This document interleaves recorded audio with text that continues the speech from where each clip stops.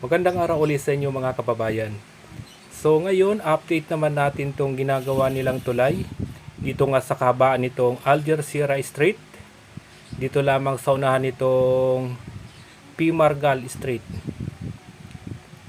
So isasama na rin natin yung ginagawa nilang PNR na kasalukuyan na nga nilang tinatanggal yung mga reles. Pero unahin muna natin yung tulay dito sa kabaan nitong Algercira. So, tinanggal na nila yung mga bakal na ginamit nila sa paghuhukay dito nga sa creek na nasa harapan nitong tulay. Bali, malapit na yatang matapos yung ginagawa nilang repair dito sa tulay na to. Ito yung matatagpuan dito sa kabaan nitong Algercira. So, kinakarga na nila yung mga bakal na ginamit nila.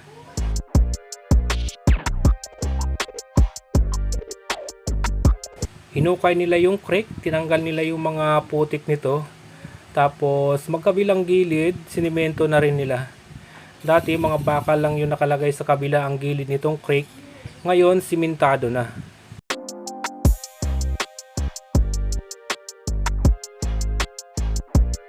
Pero dito sa kabila, hindi pa rin sila tapos. Bali, naghuhukay pa rin sila.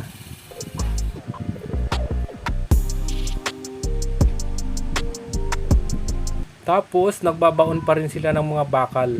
Bago kasi nila hukayin yung creek, babaunan muna nila ng mga bakal paikot. And then, hukayin na nila. Tatanggalin na nila yung mga burak na nandito sa creek.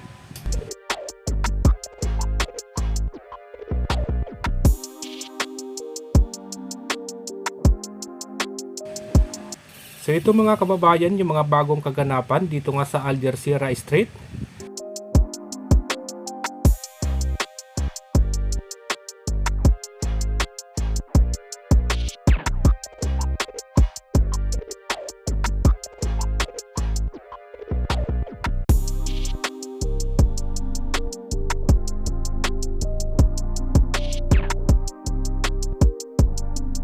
Ito na yung tulay na ni-repair nila.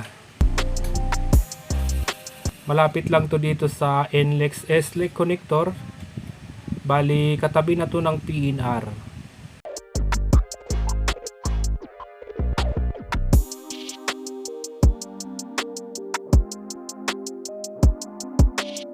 At kasalukuyan nga nilang ikinakarga yung mga ginamit nila sa pag-repair nitong tulay.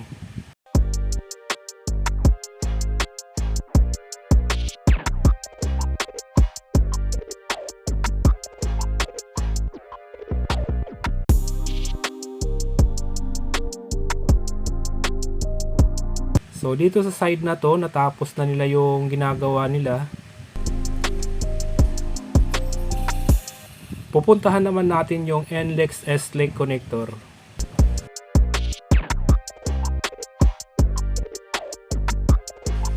Itong katabi pala nitong NLEX S-Lake connector, dito sa bandang kanan, nandyan yung PNR.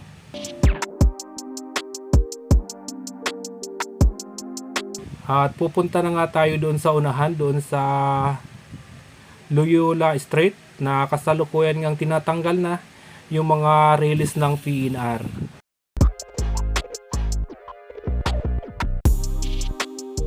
So ito na yung Espanya. Pagtawid nito, matatagpuan dito yung Maynilad.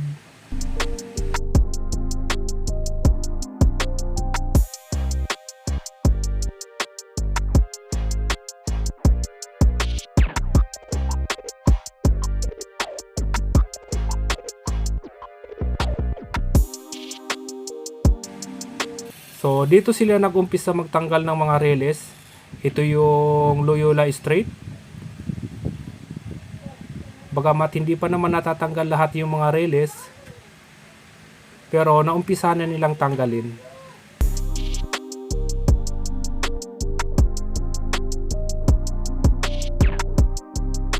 Ito naman, Fajardo Street.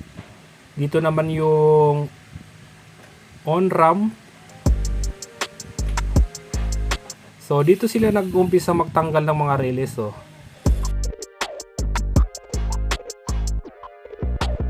Pero siyempre mga kababayan, huwag niyo pong kalimutan mag-like, share, at mag-subscribe sa ating YouTube channel.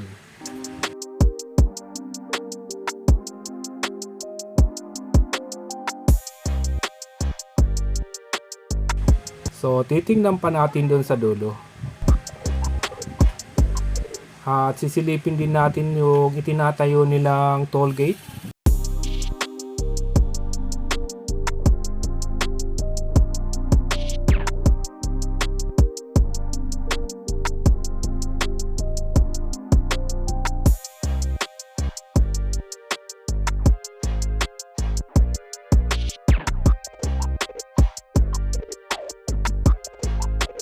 Ito na yung toll gate na itinatayo nila, bali magkatabi lang din.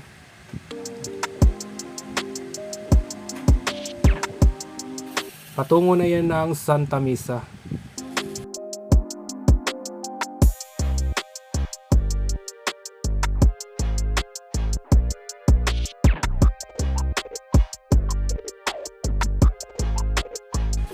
Tapos babalik na tayo ng Espanya Boulevard. Pero yan, titingnan muna natin tong Loyola Opram.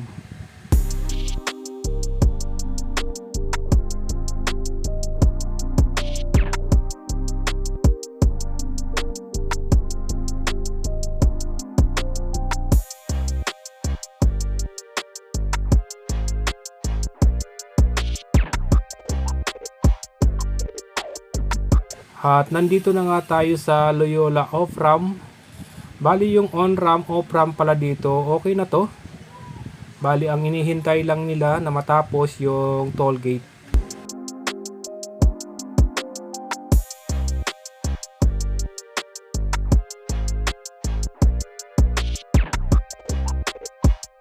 Didiretso na tayo ng Espanya Boulevard.